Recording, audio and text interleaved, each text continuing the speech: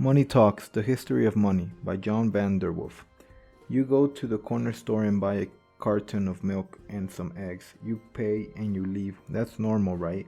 Your parents buy some new clothes for you, a pair of blue jeans and a nice t-shirt. When they pay, they don't even need money. They pull a piece of plastic from their wallet, give it to the cashier, and that's it. That's what credit cards are for, right? It's hard for us to believe that there once was a time when credit cards didn't exist. There was even a time when money didn't exist. Barter. There was a time when you had to go to the farmer for your milk and eggs. The farmer took something he or she needed, maybe some corn that you grew in your fields. This exchange of product is called barter. The barter system is based on reciprocal gifts. If I give you some corn, will you give me some eggs? Barter worked before money existed. Before that system, people didn't have anything like money. They helped each other and gave each other other things. If they killed a bison together, they would cook the meat and share it with everybody in the community. If a man needed to build a house or hut, other men helped him. Barter also included physical labor. Men and women worked in exchange for food. Commodities. Little by little, primitive money started to appear. People used something of value to pay for product or service. In Mesoamerica, chocolate was a valued drink. Aztecs used cocoa beans as money. They were small, easy to carry, and easy to count. For example, 20 cocoa beans paid for a tatame, a powder to carry your things around. Large amounts were paid to quetzalli, a long white cape. A simple quetzalli was worth 65 cocoa beans, but a well-made and decorated quetzalli could cost up to 300 cocoa beans. 5 green chiles equal 1 cocoa bean. 1 large tomato equals 1 cocoa bean. 1 avocado equals 3 cocoa beans. 1 rabbit equals 30 cocoa beans. 1 turkey equals 100 cocoa beans. 1 canoe equals 1 quetzal. 100 sheets of amat paper equals 1 quetzal. 1 warrior's costume and shield, 64 quetzal. 1 string of jaden beads, 600 quetzal. Primitive money. Some commodities or primitive money are amber beads, cocoa beans, cobriars, large shells, drums, eggs, feathers, gongs, hoes, a tool to work on the land, ivory, jade, kettles to cook water, leather mats to cover the floor, nails, ox, strong bulls, pigs, quartz, a crystal, rice, salt, timbales, a tool for making clothes, vodka and yarns, wood for making clothes. Commodities had to be easy to store, easy to carry around, and everybody had to agree about their value. They also needed to be durable. Old and wrinkled cocoa beans had less value than new ones.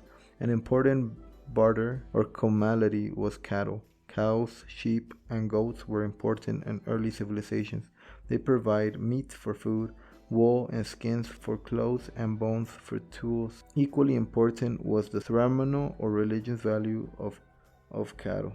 They were used for offsprings. Cattle were a primitive form of money because they could be counted. The more cows a family had, the richer they were. American Indians from the Northwest had potlatch parties or festivals. The purpose of a potlatch was to distribute the wealth. The potlatch party was hosted by a family or a clan. It was considered a great honor to host a potlatch party. It was a kind of competition. Who can give the most things to others? 100 years ago, Gringsea people of the Russian steppe fields used horses as their commodity, money, and they gave the skins of lambs, young sheep as small change. The only large civilization that was completely without commodity money was the Inca culture in South America. The Inca's traded products and labor. They used the barter system also to exchange labor. For example, they said, if you help me build my house, I'll help you harvest corn. Imagine a community, no money changed hands, money words.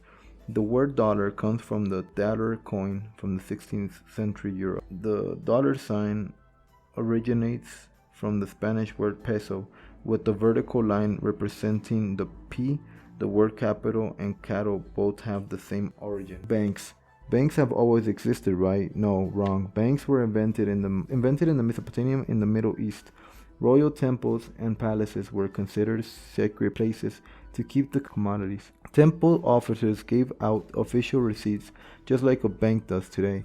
Metal money. About 4,000 years ago, people started using metal as money, but coins did not exist yet. The weight of the pieces of metal determined their value. One of the first forms of coins was from China. The Chinese used crocodile shells as money, and their first coins were crocodile shells made of metal, bronze or copper. The first real coins were probably made in Greece about 630 BC. The coins had a standard form, weight, and purity of metal. Drachmas were made of silver and other coins were made of cheaper metal. Paper money. The invention of paper money happened in China too around the year 1000. There wasn't enough copper to make coins. Emperor Haile Selassie ordered the production of paper money. Later, the Chinese went back to the familiar metal coins. Untouchable money.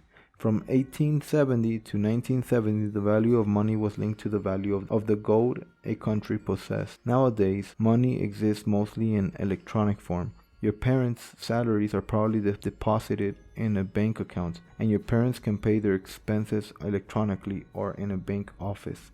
They use the credit card in the supermarket. People can have money, but it's possible they never see or touch most of it. Ensuring bank logo, EMV chip on smart cards, hologram, credit card number, expiration date, card holder name, magnetic stripe, card security code, signature stripe. The first modern credit card was from the Bank of America in 1958.